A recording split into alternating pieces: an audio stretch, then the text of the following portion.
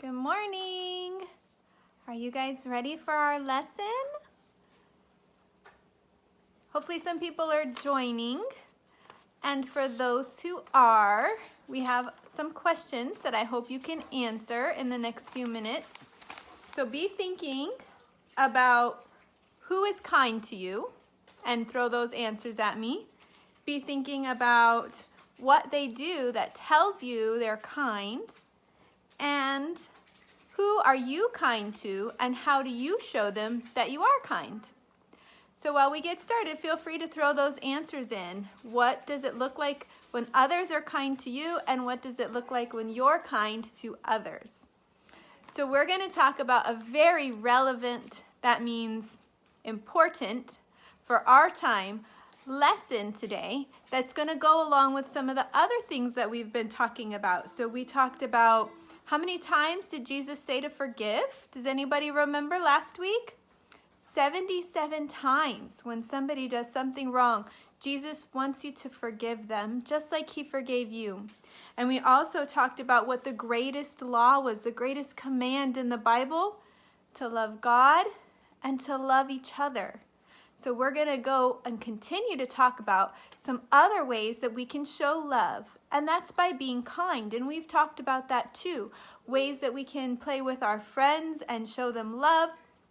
Ways that we can help people at playgrounds, or be nice to our siblings, or help our parents when they don't have, when they have a very busy schedule. We've talked a lot about ways that we can be kind. So if anyone out there wants to answer how someone has shown kindness to you and what they did, and how you have shown kindness to someone else, maybe this week or a long time ago, how have you helped somebody? Some ways, like I said, you can offer to do the dishes. This week, I got stung by a scorpion again, and it was in my foot and it was really bad, and I couldn't walk. So all 4 of my kids showed me great kindness. They pushed me around in a chair because it was too hard for me to walk. They got lunches for themselves. They did dishes. They helped water my plants outside because I couldn't walk around in the yard. They juiced 200 grapefruits and oranges so we could have some. They worked so hard to fill in all those places and things that I couldn't do. That's what kindness looks like, serving each other. But it can also be as simple as saying hi to somebody. So we're going to talk some more about a lesson that Jesus taught his disciples and those around him about what it means to be kind. So let's see. I have this book. This was given to me when my oldest was just a little guy by my sister, and I love it so much. If anybody ever comes across it or wants to buy it, the Children's Illustrated Bible. And inside it's got lots of Bible stories, but what I love about it is it has actual pictures of the places and actual pictures of the things and wonderful drawings along with the verses. So while we talk, I'm going to use this to show you the pictures. So let's see. First, though, we get our lesson from the Bible. What is this, guys? The Bible. This is my home Bible, remember? So this story comes from the book of Luke in the New Testament. Matthew, Mark, Luke, John. Acts and the letter to the Romans. Some of you kids remember that song plays in our classroom. So here's the book of Luke in the Bible. So this comes from Luke chapter 10. One day Jesus was teaching a man, and he asked him, "Who is my neighbor?" Do I have to be kind to everyone? To answer this question, Jesus told a story.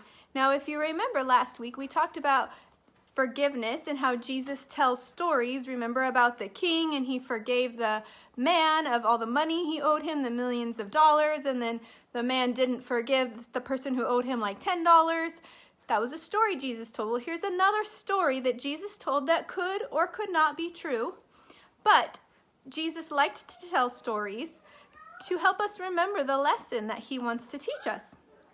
So he said, a man was walking down the road from the city of Jerusalem to the city of Jericho. You might remember Jericho and all that happened with that a few hundred years before, several hundred years. So anyways, robbers attacked this man. That's not good. They beat him up. They tore his clothes, and they took everything he owned and ran away. And they left him by the side of the road. Now this happened, Jesus told this story over 2,000 years ago, and yet it's something that could happen now. People still jump people and steal their clothes and their shoes and their money and leave them on the side of the road helpless and hurt. This happens even now, guys. Soon, so let's see. Here we have, this is a picture of what that road looked like. So this is an actual road that goes from Jerusalem to Jericho. And it's still there to this day. And so this is what it looked like. Treacherous mountains, probably full of snakes and not nice critters, and probably very hot. It looks like a desert. And so there's a lot of desert in that part of the world. And so I'm going to guess that it was very hot. It says it was very rocky. And it was a common place for robbers to hide in the crevices. So it's probably known for being a dangerous road, but sometimes you got to do what you got to do to get where you need to go. So they left him there after they stole all his stuff. So then what happens? Well, let's see. Soon a man came walking down the road. The man was a priest, so like a pastor. He worked at the temple in Jerusalem, and that was like the church for the Jews in Jerusalem. Everyone thought he was very important and very good. Surely he would stop and help this man who was hurt. But when he saw the hurt man, he walked by on the other side of the road.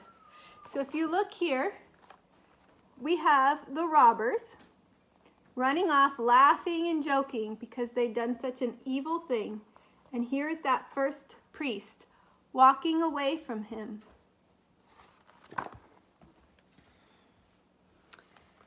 The next man came walking down the road. Oh, good, he's got another chance. Yay, maybe somebody else will help him. This man was a Levite. People thought he was a good man too.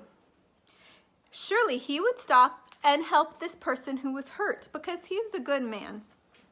But when he saw the man, the Levite passed by on the other side of the road too. He did not help the man. He did not. He walked on the other side of the road. Finally, you want to see a picture of him? So here's the other man ignoring our hurt man. Finally, another man came walking down the road. He came from far away, from a land where he was known as a Samaritan. People who lived in Jerusalem and Jericho didn't think there was anything good about Samaritans. They were very judgmental and they had very hard hearts towards these people. But what did the Samaritan do? Was he a famous priest or was he super important like a Levite? He was a Samaritan and people were mean to him too. But do you know what he did? He stopped. He did not go on the other side of the road. He stopped and he came to the man and he cleaned the man's cuts and he bandaged them all up. Do you see him? Helping the man who is hurt, tending to his wounds, making him better, cleaning him up. He was not afraid to touch him. He was not afraid of his owies and his boo-boos and all of the mess that he was. He was not afraid to help him.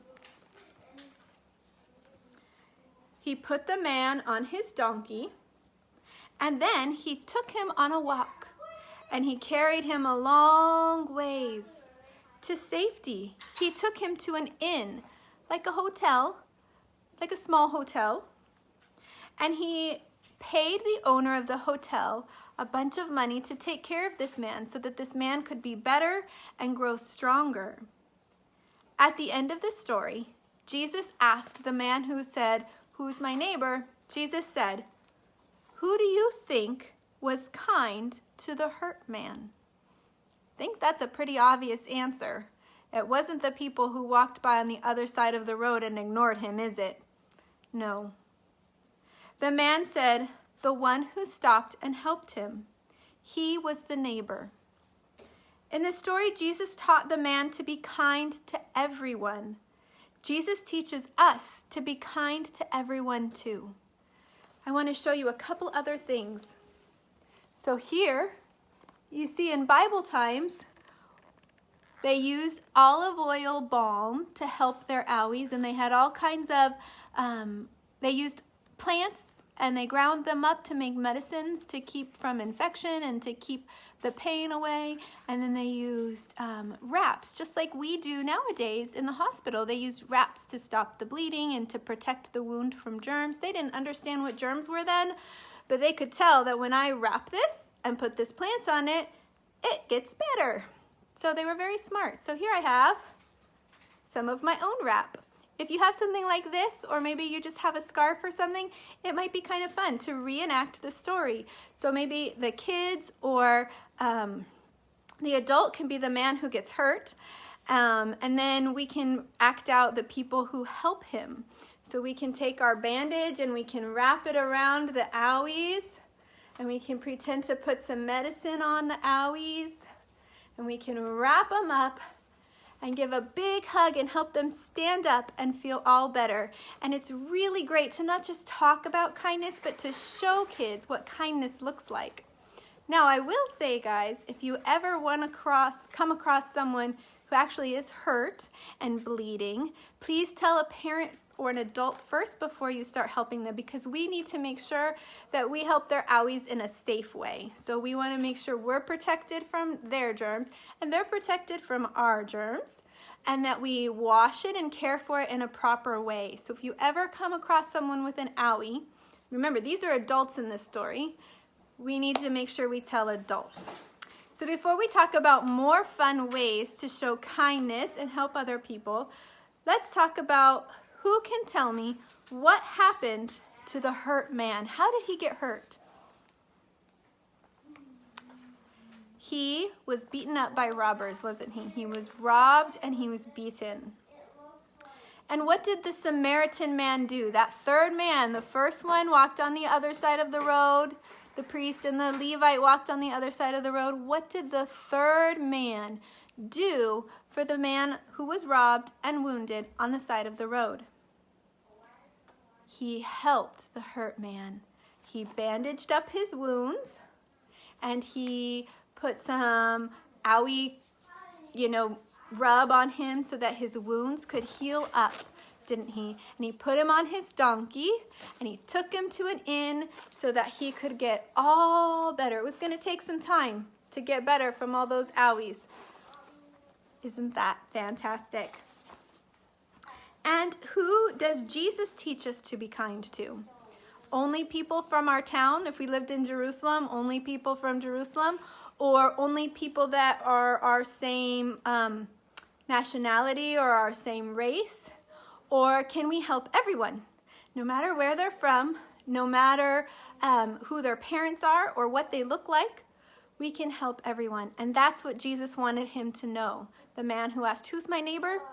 Everyone. No matter where they come from, how much money they have, if they have a home or no home. Jesus wants us to show love and kindness to everyone.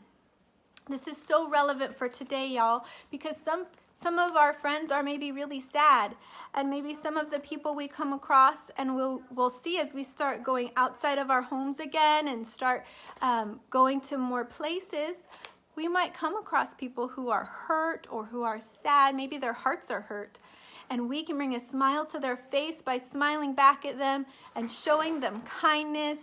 Sometimes that's all it takes, guys, when you're in the grocery store and you see someone who's really sad and looks really mad, and you're kind of scared of them because they look like they might hurt you. Hold on to your mom and dad's hand and give them a smile. Because sometimes that's all the kindness somebody needs is a smile. No matter what they look like, no matter who they are, Give them a smile. That's the kind of love Jesus wants us to show. So, the next thing we want to do is our memory verse. Now, we've had this one for a couple weeks, so I'm going to give you that first word and see if you can remember what the rest of it is. Always try to be kind to each other. 1 Thessalonians 5:15. So, by now, I hope that you can sing our song with me. So, let's try and sing together. Always try to be kind, be kind, be kind. Always try to be kind to each other. Let's sing it again. Always try to be kind, be kind, be kind. Always try to be kind to each other. That should get stuck in your head. So one more time. Always try to be kind, be kind, be kind. Always try to be kind to each other. Good job, guys. That's 1 Thessalonians 5:15, and you can practice all week long so that you can get that in your head. And maybe when you see somebody who's got an owie or who looks really sad, that verse will pop in your brain. God has planted his word in your heart, and he's put that seed inside, and he can grow it because you love God, and he's going to grow his word inside your heart. And all of a sudden, you'll be looking at somebody, and that verse will pop into your brain. Always try to be kind to each other. That's right. That's what God says. I need to be kind to this person. And you've hidden his word in your heart, and he will remind you of it when you're stuck in a spot that you don't know what to do. Hide his word in your heart. So let's say our poem together. Share a smile with someone who's sad. Give a hug to a mom or dad. Share your toys and sidewalk chalk. Let others have a turn to talk. Always try to be kind to each other. I just love that. There are so many ways that we can be kind. We can show our love for other people. So I want to talk about some great ways to take this lesson and apply it to our life so that we can remember this all week long. Last week I told you to work on forgiving each other, not getting angry, humbling your heart to apologize to people, and not staying angry. And we talked about lots of ways to show love before that. And kindness is a lot like love, but it's different. Kindness helps us to put love into action and to do something with the love that we have. And so one of my favorite ways, we talk about this man. He probably didn't have any other resources to get better. But this man did, right? He had enough money to help this man by taking him to to an inn, or we could say like a hospital nowadays. But this man had resources and gifts and blessings that he had enough of to give this man. And so maybe there are some of us that have enough to bless others. So we talk about, you might hear that the church has a food bank. It's on Tuesdays and Saturdays. Let me just make sure, from 11 to 1:30. So if you need food, you can get food. But if you can help, you can also go and help. You can help in lots of ways by giving money. You can help in giving food. Maybe you have some extra food around your house. You can help by asking your neighbors or your friends to donate food and bring it to your house, and then you can bring it to the church. And you can also help if you're old enough and your parents come with you. You can help at the church. And so make sure you call the church office if that's one way that you want to show love to your neighbor. Another way to show love to your neighbor that you can do anytime you go out is one of my favorite things, and that's called making a homeless bag. So this is one of our homeless bags. And so inside of it is all kinds of goodies to give to some of those people that you might see on the side of the road who are looking for extra help. They've come on hard times and they're not able to provide for themselves. So a bunch of my friends and I got together and we went to the dollar store and we got a whole bunch of one thing. And because each of us got a whole bunch of one thing, we came all together, mixed it all up, and we had the kids put one of each of those things inside the bag. So your bag may not look as fancy as this one. But if you can just get, maybe some peanut butter crackers, because peanut butter is nice and filling. Get some peanut butter crackers in there, a water bottle, maybe some soap and a toothbrush and toothpaste. Oh, I really love the beef jerky in here. That's a nice filling snack. So you can kind of see some. We've got washcloths, we've got socks, toothbrushes, there's a comb in there, some tissues, lots of different food. There's an applesauce squeezy. And so what we do is we fill this bag all up. Now we've had Phoenix Rescue Mission goes around, or you can go to them and they can help you help the homeless person or help the person in need to have better resources, but to also learn more about Jesus. So we have those cards, but you can always just make a card that has Phoenix Rescue Mission's information or the church's food bank information and address. But what would also be a really big blessing is if you guys could color a picture for those people. So in some of these somewhere is a picture that the kids colored. Now it was Christmas time when we made these, and we still have them because we haven't been outside of our house very much. But there's little Christmas cards in there with stickers and Christmas trees. So you can decorate so that not only will their tummies be full and their bodies clean, but their hearts can be blessed by a picture that you made for somebody. So that is a great way. So then we take these and we leave 1 or 2 bags in our car tucked under a seat with a water bottle.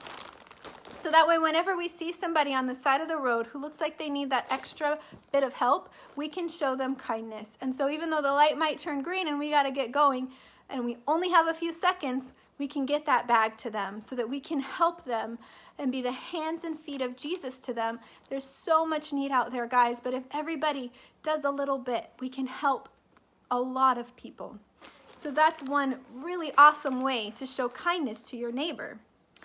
Some other things that you can work on this week is to reenact our lesson. We talked about that. So somebody can be the hurt man. Somebody can be the man who wraps him in a cloth of some sort or a towel to help him feel better and gives him a hug and helps him to get better. It's great for us to try and act out those acts of kindness. And so parents, continue to show your kids various acts of kindness and point out, this was a kind thing. Or you can role play. So you can tell them, here's the situation. Here's the hard thing. Here's the sad thing. What can we do to help this person? Let's role play. Let's actually talk out. What would you say? I'm going to pretend that I'm this person who's hurt or sad at the playground. What can you say to me? Pretend I'm that person to help me feel better. And the more that kids get comfortable being kind with us as their family, the more likely they are to show that kindness to others because they've gotten used to it and it doesn't feel so awkward anymore. So that's a great way to learn how to be kind. Another fun thing is to find some magazines. Parents, make sure you look through the magazines first before you hand them to your kids for appropriateness. But have them, this is what we do a lot in class. We cut out or we rip out pictures of people showing kindness, and there's usually plenty in a magazine of parents hugging kids and swinging kids in the grass and just having a good time in the magazine. So we cut out the ones where they're showing kindness and we can paste it to a piece of construction paper or a piece of paper, and we can even write out, and maybe you know how to write. You can write the memory verse right on top of it. Always try to be kind to each other. And then underneath you can have those magazine pictures of kindness. Or if you're really good at drawing, you can draw pictures of people being kind. Think of lots of different ways that you can show kindness to other people. And if you have really little kids who need some scissor skills and to grow those fine motor skills, you can trace a heart on a piece of paper and have them cut it out with those scissors to help them learn what kindness is while you talk about it and get those hearts cut out so they know heart is for kindness and love. So those are some great ways to work on showing kindness to each other, to work on showing love. And these are hard times, and we're getting to interact more with people. But we've got a long ways to go before we feel a little more normal. But we can do a great job of getting there faster by showing love to all people, no matter if they're stinky from the sweat and being in the sun, or if they're fancy, or if they look important, or if they look sad, no matter the color of their skin, no matter anything. Jesus wants us to show love to them, to show kindness to them, to help them if their heart is hurt or their outside is hurt. Get a parent, get an adult, and let's show some kindness to all of those around us. I'm going to pray. If you guys have any questions or just want to say hi, I'm always here. And I look forward, we have our dates. I look forward to figuring out how we're going to open up our children's classes and get everybody safely back together again. I will keep you updated, trust me. Jesus, I thank you so much that we've had such a wonderful season of coming together and learning about you in a special way online. Thank you so much for all the wonderful children that you've brought to our church that we can bless and show love to and teach more about you, Jesus. Thank you for instilling your word in their heart. I pray that like a seed that is planted, it would grow in good, rich soil, and that the words that you've put in their heart and the Bible verses that you've implanted in their minds, that they would grow so that they could be the beautiful children of God that you've called them to be. I pray that you would shine your light through them to all people, no matter who they are, that our children here at Covenant of Grace would shine like the Son of God, to all those that they come across, with a smile, with a kind word, with selfless love. Bless our children, God, and keep them safe and fill them with love this week. We love you, Jesus. In Jesus' name we pray. Amen. I love you guys. We'll talk to you later.